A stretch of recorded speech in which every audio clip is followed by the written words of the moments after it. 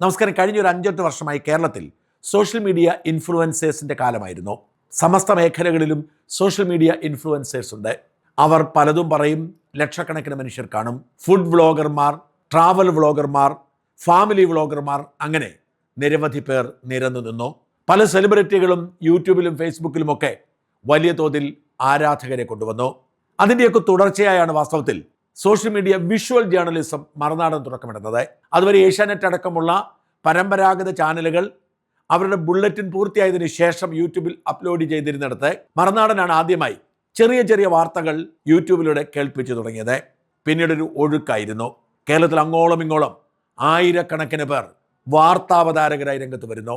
ഇതിനിടയിൽ മറുനാടൻ വാർത്താ വിശകലനം ആരംഭിക്കുന്നു. ഇൻസ്റ്റന്റ് റെസ്പോൺസ് എന്ന പേരിൽ ഞാൻ ചെയ്തൊരു പ്രോഗ്രാമായിരുന്നു ഇതിന് തുടക്കം. ഇതോടുകൂടി വാർത്താ വിശകലന വിദഗ്ധരുടെ ഒരു പ്രളയം തന്നെ ഉണ്ടാവുന്നു. ഇവരിൽ മിക്കവരും തന്നെ വലിയ തോതിൽ ഫോളോവേഴ്സുള്ള, വലിയ തോതിൽ വരുമാനം ഉണ്ടാക്കുന്നവരായി മാറി പിന്നീട്. എന്നാൽ കഴിഞ്ഞ ഒരു വർഷമായി ഇവരുടെയൊക്കെ സ്വാധീനം പതിയെ പതിയെ കുറഞ്ഞു വരുന്നു. വാർത്തകളുടെ കാര്യത്തിൽ മാത്രമല്ല, ഫുഡ് വ്ളോഗുകളും ട്രാവൽ വ്ളോഗുകളും ഫാമിലി വ്ളോഗുകളും ഒക്കെ അപ്രസക്തമാകുന്നു. ഒരു വീഡിയോ ഇട്ടാൽ 24 മണിക്കൂർ കൊണ്ട് 1 മില്യണിൽ കടന്നവരൊക്കെ ഇപ്പോൾ ഇടുന്ന വീഡിയോയ്ക്ക് 1 ലക്ഷം പേരെയൊക്കെ കഷ്ടിയെ കണ്ടെത്താൻ കഴിയുന്നുള്ളൂ. മില്യൺസ് ഫോളോവേഴ്സുള്ള പലരും ഈ പണി ഉപേക്ഷിച്ചു പോകുന്നു. സെലിബ്രിറ്റികൾ അവരുടെ സ്റ്റൈൽ മാറ്റുന്നു. പക്ഷേ ഇവരിൽ പലരും ഇൻസ്റ്റാ പോലുള്ള മേഖലകളിൽ തുടരുകയും പലരുടെയും സ്പോൺസർഷിപ്പിൽ നിലനിൽക്കുകയും ചെയ്യുന്നു. സ്വാഭാവികമായി യൂട്യൂബിൽ കിട്ടുന്ന വരുമാനത്തിനപ്പുറത്തേക്ക് ഏതെങ്കിലും കമ്പനിയെ, വ്യക്തിയെ സ്പോൺസർ ചെയ്യുക, അവരെ എൻഡോഴ്സ് ചെയ്യുക, അങ്ങനെ വരുമാനമുണ്ടാക്കുക എന്ന വഴിയിലേക്ക് എത്തുന്നു. എന്നാൽ ഇത്തരക്കാർക്കും ഇടയ്ക്കിടെ ക്ഷീണം സംഭവിക്കും. അപ്രതീക്ഷിതമായി ഇവരാരെങ്കിലും എന്തെങ്കിലും കെണിയിൽ ചെന്ന് വീഴുമ്പോൾ ഒറ്റയടിക്ക് ഇവരുടെ മൂല്യം ഇടിഞ്ഞു പോവുകയും വിശ്വാസ്യത നഷ്ടപ്പെട്ട് അവരെ ഫോളോ ചെയ്യുന്നവർ പതിയെ പതിയെ സ്ഥലം വിടുകയും ചെയ്യുന്ന രീതിയുണ്ട്. ഇത്തരത്തിൽ ഈ ദിവസങ്ങളിൽ സംഭവിച്ച 3 സംഭവങ്ങളെക്കുറിച്ച് പറയാനാണ് ഈ വീഡിയോയിലൂടെ ശ്രമിക്കുന്നത്. ആദ്യത്തേത് ഖാദർ കരിപ്പൊടി എന്ന് പറയുന്ന കാസർഗോഡ് കേന്ദ്രീകരിച്ച് വലിയ സ്വാധീനമുണ്ടാക്കിയെടുത്തൊരു ഇൻഫ്ലുവൻസറാണ്. മുസ്ലിം കമ്മ്യൂണിറ്റിയിൽ അദ്ദേഹത്തിന് വലിയ സ്വീകാര്യതയായിരുന്നു. കാസർഗോഡ് ഏറ്റവും അധികം ജനസ്വാധീനമുള്ള മാധ്യമ പ്രവർത്തകനായി ഖാദർ കരിപ്പൊടി മാറുന്നു. സുന്ദരനാണ്, നന്നായി സംസാരിക്കാൻ അറിയാം. പക്ഷേ പതിയെ പതിയെ പലതരത്തിലുള്ള ക്രിമിനൽ പ്രവർത്തകരുടെയും ഭാഗമായതോടെ ഖാദർ കരിപ്പൊടിയുടെ സ്വാധീനം നഷ്ടപ്പെടുന്നു. പല സാമ്പത്തിക ഇടപാടുകളും വിവാദമാകുന്നു. ഒരു മുസ്ലിം പെൺകുട്ടിയുമായി നഗ്നത പ്രദർശിപ്പിച്ചുകൊണ്ട് നടത്തിയ ചാറ്റിൻ്റെ വിശദാംശങ്ങൾ, വീഡിയോ ദൃശ്യങ്ങൾ പുറത്തു വന്നതോടെ വിശ്വാസ്യതയ്ക്ക് വലിയ കോട്ടം സംഭവിക്കുന്നു. കാസർഗോഡ് ഭാഗത്ത് പോലീസിനോട് മെക്കിട്ട് കയറിയതടക്കം നിരവധി കേസുകളിൽ പ്രതിയാകുന്നു.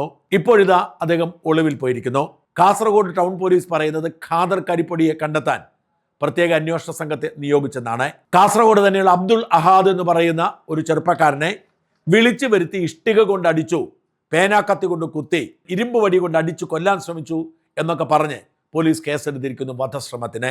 ഗൾഫുമായി ബന്ധപ്പെട്ട് ഇവർ തമ്മിലുള്ള എന്തോ സാമ്പത്തിക ഇടപാടിനെ കുറിച്ചുള്ള തർക്കമാണത്രേ ഈ അടിപിടിയിൽ കലാശിച്ചത്. പോലീസ് എന്തായാലും ഖാദർ കരിപ്പൊടിക്കെതിരെ ജാമ്യമില്ലാ വകുപ്പിൽ കേസെടുക്കുന്നു. ഖാദർ നാടുവിടുന്നു. ഖാദർ കർണാടകയിലേക്ക് കടന്നതായാണ് പോലീസ് ഇപ്പോൾ അറിയിക്കുന്നത്. വാർത്തകളുടെ പേരിൽ കേസ് വരുന്നത് മനസ്സിലാക്കാൻ കഴിയും. വാർത്തയ്ക്കപ്പുറത്തേക്കുള്ള ഇത്തരം കേസുകൾ വരുമ്പോൾ നഷ്ടപ്പെടുന്നത് അവർ പൊന്നുപോലെ കാത്തു സൂക്ഷിച്ച വിശ്വാസ്യതയാണ്. സമാനമായ ഒന്നാണ് രാജൻ ജോസഫ് എന്ന സോഷ്യൽ മീഡിയ ഇൻഫ്ലുവൻസർക്കും സംഭവിച്ചിരിക്കുന്നത്.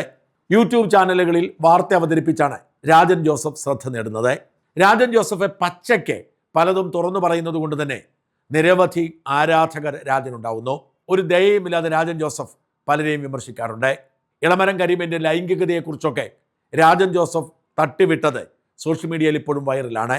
പലപ്പോഴും ഫേസ്ബുക്കിലൊക്കെ വന്ന് രാജൻ ജോസഫ് വലിയ തോതിൽ അവകാശവാദങ്ങൾ നടത്തി അഭിപ്രായ പ്രകടനങ്ങൾ നടത്താറുണ്ട്. പക്ഷേ രാജനേറെ ശ്രദ്ധ നേടുന്നത് രാഹുൽ മാങ്കൂട്ടത്തിൽ വിഷയത്തോടെയാണ്. രാഹുലുമായി ബന്ധപ്പെട്ട ലൈംഗികാരോപണം ആദ്യം പുറത്തു കൊണ്ടുവരികയും ചർച്ച ചെയ്യുകയും ചെയ്തത് രാജനായിരുന്നു. പിന്നീടാണ് ഒരു ഓഡിയോ ക്ലിപ്പ് പുറത്തു വരുന്നതും റിപ്പോർട്ടർ ചാനൽ ഏറ്റെടുക്കുന്നതും വിവാദമാകുന്നതും രാഹുൽ മാങ്കൂട്ടത്തിൽ ഒളിവിൽ പോകുന്നതും ജയിലിൽ പോകുന്നതുമൊക്കെ. യാതൊരു ദയയുമില്ലാതാണ് രാജൻ ജോസഫ് രാഹുൽ മാങ്കൂട്ടത്തെക്കുറിച്ച് സംസാരിച്ചു കൊണ്ടിരുന്നത്. രാഹുൽ മാങ്കൂട്ടത്തിൽ നിന്നും അദ്ദേഹത്തിന് ഇഷ്ടപ്പെടുന്നവർക്കോ കേട്ടാൽ സഹിക്കുന്ന വിശേഷണങ്ങളല്ല രാജൻ നൽകിയിരുന്നത്. അതുകൊണ്ട് തന്നെ രാഹുൽ മാങ്കൂട്ടത്തിന് മാത്രമല്ല, രാഹുലിനെ പിന്തുണയ്ക്കുന്നവർക്കും ബദ്ധശത്രുവായി മാറി രാജൻ. അതേസമയം രാഹുലിനെ എതിർക്കുന്നവരുടെ ഹീറോയായി മാറുകയും രാഹുലിനെതിരെ പരാതി കൊടുത്ത സിനിമാ നടി രാജനൊപ്പമുള്ള ചിത്രം പോസ്റ്റ് ചെയ്യുകയും ഒക്കെ ചെയ്തു. അങ്ങനെ കുറച്ച് ആരാധകരെയും കുറച്ച് ശത്രുക്കളെയും സൃഷ്ടിച്ചു രാജൻ ആ വിഷയത്തിലൂടെ. രാജനെ കോൺഗ്രസ് പ്രവർത്തകർ ഓങ്ങി വെച്ചിരിക്കുകയായിരുന്നു. അതിനിടയിലാണ് രാജൻ ജോലി ചെയ്യുന്ന ഒരു യൂട്യൂബ് ചാനലിൻ്റെ ഓഫീസിൽ വെച്ച് രാജനും ആദർശ് മുക്കട എന്ന ഒരു കോൺഗ്രസ് പ്രവർത്തകനും തമ്മിൽ അടിപിടി ഉണ്ടാവുന്നത്. ഈ ആദർശ് മുക്കട രാഹുലിൻ്റെയും ഷാഫിയുടെയും വിശ്വസ്തനായിരുന്നെന്നും ഈ ആദർശ് മുക്കടയെ രാഹുൽ തൻ്റെ പേഴ്സണൽ സ്റ്റാഫിൽ എടുക്കാതെ വന്നപ്പോൾ അവർ തമ്മിൽ തെറ്റി ഈ പറയുന്ന രാജൻ ജോസഫിൻ്റെ അടുത്തെത്തിയെന്നും അങ്ങനെ രാജൻ ജോസഫിനെ രാഹുലിനെതിരെയും ഷാഫിക്കെതിരെയും കഥകളൊക്കെ പറഞ്ഞു കൊടുത്തത് ആദർശ് മുക്കടയാണെന്നുമാണ് രാജനെ പിന്തുണയ്ക്കുന്നവർ അവകാശപ്പെടുന്നത്. എന്തായാലും പിന്നീട് രാജൻ ജോസഫും ആദർശ് മുക്കടയും തമ്മിൽ തെറ്റുന്നു. ആദർശ് മുക്കട രാജൻ ജോസഫിനെതിരെയും പല പോസ്റ്റുകളും ഇടുന്നു. ഇതിനിടയിലാണ് കഴിഞ്ഞ ദിവസം ആദർശ് രാജൻ ജോലി ചെയ്യുന്ന സ്ഥാപനത്തിലെത്തുന്നതും രാജൻ ജോസഫും ആദർശും തമ്മിൽ അടിപിടി ഉണ്ടാവുന്നതും. രാജൻ ജോസഫ് മർദ്ദിച്ചു, കൊല്ലാൻ ശ്രമിച്ചു, ആയുധം ഉപയോഗിച്ച് അപായപ്പെടുത്താൻ ശ്രമിച്ചു എന്നൊക്കെ പറഞ്ഞ് ആദർശ് മുക്കട പരാതി കൊടുത്തു. പോലീസ് രാജൻ ജോസഫിനെതിരെ ജാമ്യമില്ലാ കേസ് രജിസ്റ്റർ ചെയ്യുന്നു. രാജൻ ജോസഫ് അറസ്റ്റ് ഭയന്ന് ഒളിവിൽ പോയിരിക്കുന്നു.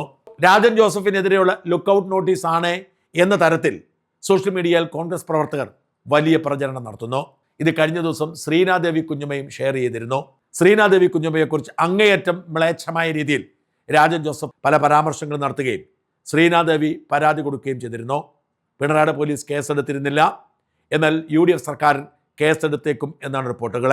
രാജൻ ജോസഫിന് വാണ്ടഡ് എന്നൊരു ചിത്രം സഹിതം ശ്രീനാദേവി കുഞ്ഞമ്മ ഇങ്ങനെ എഴുതി: ഒരു മൊബൈൽ ഫോണും എന്ത് വൃത്തികേടും പറയുന്ന ഒരു നാവും മലിനമായ ഒരു തലച്ചോറുമുണ്ടെങ്കിൽ ഒരാൾക്ക് യൂട്യൂബർ രാജനാകാൻ കഴിയും. കഴിഞ്ഞ കുറേ കാലമായി മാധ്യമപ്രവർത്തനം എന്ന പേര് പറഞ്ഞുകൊണ്ട് ഒരു യൂട്യൂബ് ചാനലിലൂടെ സ്ത്രീകളെയും കുട്ടികളെയും അടക്കം അധിക്ഷേപം മാത്രം നടത്തി വരുന്ന ഇയാൾക്കെതിരെ മറ്റൊരു മാധ്യമപ്രവർത്തകനെ കയ്യേറ്റം ചെയ്ത് കൊലപ്പെടുത്താൻ ശ്രമിച്ച കേസിൽ ജാമ്യമില്ലാ വകുപ്പുകൾ പ്രകാരം തൃക്കാക്കര പോലീസ് കേസെടുത്തതായിട്ടുള്ള വിവരം ലഭിച്ചിരിക്കുകയാണ്. KSU മലമ്പുഴ നിയോജക മണ്ഡലം മുൻ പ്രസിഡന്റും പാലക്കാട് പോളിടെക്നിക് മുൻ ചെയർമാനും മാധ്യമപ്രവർത്തകനുമായ ആദർശ് മുക്കടയാണ് ഈ ക്രിമിനൽ ആക്രമിച്ചത്. ഓപ്പറേഷൻ തുഫാൻ ശക്തമായതോടെ തൻ്റെ ജീവിതം ആകെ താറുമാറായ ഇയാൾ നടത്തിയ മറ്റൊരു ക്രൈമായിട്ടാണ് പോലീസ് പോലും ഇതിനെ കണക്കാക്കുന്നത്. പാതിരാത്രിയിൽ പുരുഷന്മാരെ സീക്രട്ട് ചാറ്റിങ്ങിന് ക്ഷണിക്കുന്ന സ്ത്രീകളെയും, ഭർത്തൃമതിയായിരിക്കെ പരപുരുഷന്മാരുടെ അവൈലബിലിറ്റി നോക്കുന്ന സ്ത്രീകളെയും, സ്വന്തം ഭർത്താവിന് കുഞ്ഞിന് പേരിടാൻ താല്പര്യമില്ലാതെ ഇല്ലാത്ത പ്രിവിലേജ്ഡ് ചൈൽഡിന് നെയിമിംഗ് സെറമണിയിലൂടെ ഇമോഷണൽ മാനിപ്പുലേഷൻ നടത്തുന്ന സ്ത്രീകളെയും ചാരിത്ര പ്രസംഗത്തിലൂടെ മഹത്വവൽക്കരിക്കാൻ വൃഥാശ്രമിക്കുകയും സമൂഹത്തിൽ മാന്യമായി ജീവിക്കുന്നവരുടെ സ്ത്രീത്വത്തെ അസഭ്യവർഷം കൊണ്ട് അപമാനിച്ചുകൊണ്ടിരിക്കുകയും ചെയ്ത യൂട്യൂബർ രാജനൊടുവിലാണ്. നാട്ടിലുള്ള എല്ലാ കേസുകളെപ്പറ്റിയും വാദോരാതെ സംസാരിച്ചിരുന്ന ഈ അധമൻ സ്വന്തം പേരിൽ കേസ് വന്നതും FIR രജിസ്റ്റർ ചെയ്തതുമായ ദിവസം മുതൽ അയാളുടെ ഇന്ത്യൻ യൂറോപ്യൻ നിർമ്മിത വായ് പൂട്ടിയിരിക്കുകയാണ്. ഇയാളെ കണ്ടെത്തുന്നതിനായി പോലീസ് അന്വേഷണം വ്യാപകമാക്കിയിട്ടുണ്ട്. എറണാകുളത്ത് പല ലോഡ്ജുകളിലും താമസിക്കുന്ന ഇയാൾ നിലമ്പൂർ സ്വദേശിയാണ്. ഈ ചിത്രത്തിലുള്ള അധമനെ നിങ്ങൾ എവിടെയെങ്കിലും കണ്ടാൽ തൊട്ടടുത്തുള്ള പോലീസ് സ്റ്റേഷനിലോ തൃക്കാക്കര പോലീസ് സ്റ്റേഷൻ വിവരം അറിയിക്കണമെന്ന് അഭ്യർത്ഥിക്കുന്നു. ഏതാണ്ട് 1000-ഓളം ഷെയർ ഉണ്ടായിട്ടുണ്ട് ശ്രീനാദേവിയുടെ ഈ പോസ്റ്റിനെ. അതിനോടൊപ്പം വെച്ചിരിക്കുന്ന വാണ്ടഡ് എന്ന പോസ്റ്റ് ഔദ്യോഗികമല്ലെങ്കിലും ഇത് ഔദ്യോഗികമാണ് എന്ന തരത്തിൽ സോഷ്യൽ മീഡിയയിൽ പ്രചരിക്കുന്നു. ഇക്കൂട്ടത്തിൽ പറഞ്ഞു പോവാതിരിക്കാൻ നിവൃത്തിയില്ലാത്ത മറ്റൊരു സംഭവം കൂടിയുണ്ട്. സോഷ്യൽ മീഡിയയിൽ ഏറ്റവും അധികം സ്വാധീനമുണ്ടാക്കിയ നടൻ കൃഷ്ണകുമാറിൻ്റെ കുടുംബത്തിൽ സംഭവിക്കുന്നതും മനോരമയടക്കമുള്ള ചാനലുകൾ നിരന്തരമായി വാർത്ത എഴുതുന്നതുമായ സംഭവം. നടൻ കൃഷ്ണകുമാർ BJPയുടെ നേതാവാണ്. ഇപ്പോൾ കേന്ദ്രത്തിൽ ഒരു പദവിയിലുമുണ്ട്. കൃഷ്ണകുമാറിനെ അറിയാവുന്നവർക്കൊക്കെ അറിയാം, സാധുവായ, സത്യസന്ധനായ, സ്നേഹം മാത്രമുള്ള ഒരു മനുഷ്യനാണെന്ന്. കൃഷ്ണകുമാർ മാത്രമല്ല, കൃഷ്ണകുമാറിൻ്റെ ഭാര്യ സിന്ധു കൃഷ്ണയും മക്കളായ അഹാനയും ദിയയും ഇഷാനിയും ഹൻസികയും സോഷ്യൽ മീഡിയയിലെ താരങ്ങളാണ്. ഇവരുടെ 5 പേരുടെയും കൂടി സോഷ്യൽ മീഡിയ അക്കൗണ്ടുകളിലെ ഫോളോവേഴ്സിനും സബ്സ്ക്രൈബേഴ്സിനെയും കൂട്ടിയാൽ കേരളത്തിൽ മറ്റൊരാൾക്കും അവകാശപ്പെടാൻ കഴിഞ്ഞെന്ന് വരില്ല. ഇവർ യൂട്യൂബിലൂടെയും മറ്റ് സോഷ്യൽ മീഡിയ അക്കൗണ്ടുകളിലൂടെയും ലക്ഷക്കണക്കിന് രൂപ സമ്പാദിക്കുന്നു. കൂടാതെ ഇവർ നിരവധി പ്രോഡക്റ്റുകളുടെ ബ്രാൻഡ് അംബാസഡർമാരായി പേരെടുക്കുന്നു. ഒരു പുരുഷനും 5 സ്ത്രീകളും അടങ്ങുന്ന ഈ കുടുംബം സോഷ്യൽ മീഡിയയിൽ വളരെ ജനപ്രീതിയുള്ളവരാണ്. മറ്റ് സോഷ്യൽ മീഡിയ ഇൻഫ്ലുവൻസർമാർ എല്ലാം അസ്തമിച്ചപ്പോഴും ഇവരുടെ തിളക്കം നഷ്ടപ്പെടാതെ നിലനിന്നു. ഇടയ്ക്കിടെ ചില വിവാദങ്ങളിൽ ചെന്ന് ഇവർ ചാടാറുണ്ടെങ്കിലും അതൊന്നും കാര്യമായി ബാധിച്ചിരുന്നില്ല. തൻ്റെ ചെറുപ്പത്തിൽ പരിസരത്തെ ദളിത് സമൂഹത്തിൽപ്പെട്ട മനുഷ്യർക്ക് കുഴികുത്തി കഞ്ഞി കൊടുക്കാറുണ്ടായിരുന്നു എന്ന് ഒരു അഭിമുഖത്തിൽ പറഞ്ഞത് കൃഷ്ണകുമാറിനെ ആദ്യം എയറിലാക്കിയിരുന്നു. പിന്നീട് ദിയ കൃഷ്ണയുടെ ഓൺലൈൻ കടയുമായി ബന്ധപ്പെട്ട മോഷണ കേസ് വാർത്തകളിൽ നിറഞ്ഞു. ഇളയ പെൺകുട്ടിയായ ഹൻസിക സബ്സ്ക്രൈബ് ചെയ്തുകൊണ്ട് അവതരിപ്പിച്ചൊരു വീഡിയോ വലിയ വിവാദത്തിന് കാരണമായിരുന്നു. ദിയ കൃഷ്ണ തൻ്റെ ഭർത്തൃമാതാവുമായി ബന്ധപ്പെട്ട് കണ്ടവരുടെ അമ്മമാരെ അമ്മയെന്ന് വിളിക്കാൻ തനിക്ക് കഴിയില്ല എന്ന് പറഞ്ഞത് ഏറെ വിമർശനങ്ങൾക്ക് കാരണമായിരുന്നു. അതിനിടയിലാണ് ഇവരുടെ ഫസ്റ്റ് കസിനായ തൻവിയുടെ ഒരു വീഡിയോ വിവാദമാകുന്നത്. സിന്ധു കൃഷ്ണയുടെ സഹോദരിയുടെ മകളാണ് കാനഡയിൽ താമസിക്കുന്ന തൻവി. കൃഷ്ണകുമാറിൻ്റെ പെൺമക്കളും ഭാര്യയും അമ്മയെയും അപ്പനെയും വല്ലാതെ സ്നേഹിക്കുന്നവരാണ് എന്ന തരത്തിൽ പല യൂട്യൂബ് വീഡിയോകളും ചെയ്തതുകൊണ്ട് തന്നെ അത് ശരിയല്ലെന്നും സിന്ധു കൃഷ്ണയും അമ്മയും തമ്മിൽ ഒട്ടും അടുപ്പമില്ല എന്നും തൻവി പുറം ലോകത്തോട് പറയുന്നു. മൂത്ത മകളായ അഹാന അമ്മൂമ്മയോട് മോശമായി പെരുമാറി എന്നതായിരുന്നു വെളിപ്പെടുത്തൽ. ഇതുമായി ബന്ധപ്പെട്ട ചില വീഡിയോ ദൃശ്യങ്ങൾ പുറത്തു വരുന്നു. അഹാന അമ്മൂമ്മയ്ക്ക് തങ്ങളുടെ അമ്മയോട്, അതായത് അമ്മൂമ്മയുടെ മകളോട് സ്നേഹമില്ല എന്ന തരത്തിൽ ഒരു പ്രതികരണം നടത്തുന്നു. ഇതോടുകൂടി സോഷ്യൽ മീഡിയ ഇത് വലിയ ചർച്ചയാകുന്നു. പിന്നീട് തൻവി അഹാന അമ്മൂമ്മയെ ചീത്ത വിളിക്കുന്ന വീഡിയോ ദൃശ്യങ്ങളും ഓഡിയോ ദൃശ്യങ്ങളും പുറത്തുവിട്ടതോടെ സിന്ധു കൃഷ്ണയ്ക്കും മക്കൾക്കും വലിയ നാണക്കേടുണ്ടാവുന്നു. വിവാദം ചൂടുപിടിച്ചതോടെ ചില കുടുംബാംഗങ്ങൾ ഇറങ്ങുകയും ഒത്തുതീർപ്പിലൂടെ ചില വീഡിയോ ദൃശ്യങ്ങൾ പിൻവലിക്കുകയും ചെയ്തെങ്കിലും അമ്മൂമ്മയോട് മോശമായി പെരുമാറിയ കൊച്ചുമക്കളെന്നും അമ്മയോട് സ്നേഹമില്ലാത്ത മകൾ എന്നുമൊക്കെയുള്ള വില്ലൻ വേഷം ഈ കുടുംബത്തെ ബാധിച്ചു കഴിഞ്ഞു. വാസ്തവത്തിൽ ഇതൊന്നും ആരും ചർച്ചയാക്കേണ്ടതില്ല. ഇതൊക്കെ വ്യക്തികൾ തമ്മിലുള്ള പ്രശ്നമാണ്, കുടുംബത്തിലെ പ്രശ്നങ്ങളാണ്. എന്നാൽ ഇന്നത്തെ കാലത്ത് അങ്ങനെ കുടുംബ പ്രശ്നമെന്നോ വ്യക്തി പ്രശ്നമെന്നോ ഒന്നും പറഞ്ഞ് വേർതിരിച്ചു നിർത്താൻ ഒന്നും കഴിയില്ല. കാരണം വ്യക്തികളുടെയും കുടുംബത്തിൻ്റെയും ആഹ്ലാദങ്ങളും ചെറിയ നിമിഷങ്ങളും സന്തോഷങ്ങളും ഒക്കെയാണ് സോഷ്യൽ മീഡിയ കണ്ടന്റായി ഇവരൊക്കെ പുറത്തുവിടുന്നതും അതൊക്കെ സാമ്പത്തിക നേട്ടത്തിനായി ഉപയോഗിക്കുന്നതും. അത്തരം കാര്യങ്ങൾ ഒരു വശത്ത് പുറത്തുവിടുമ്പോൾ മറുഭാഗത്ത് നെഗറ്റീവ് വിഷയങ്ങൾ കൂടി പുറത്തു വരുന്നത് സ്വാഭാവികമാണ്. എന്തായാലും ഈ വിവാദം സിന്ധു കൃഷ്ണയുടെയും മക്കളുടെയും തിളക്കത്തിന് കോട്ടമുണ്ടാക്കിയിട്ടുണ്ട്. പക്ഷേ സോഷ്യൽ മീഡിയ പെട്ടെന്നെല്ലാം മറക്കുന്നവരാണ്. അധികം പ്രതികരിക്കാതെ ഇതിനെ കൈകാര്യം ചെയ്താൽ പടിപടിയായി ഈ പ്രതിസന്ധിയിൽ നിന്നും കരകയറാൻ ആ കുടുംബത്തിന് കഴിയും. അവർക്ക് അതിന് കഴിയട്ടെ എന്ന് ആശംസിക്കുന്നു, പ്രാർത്ഥിക്കുന്നു.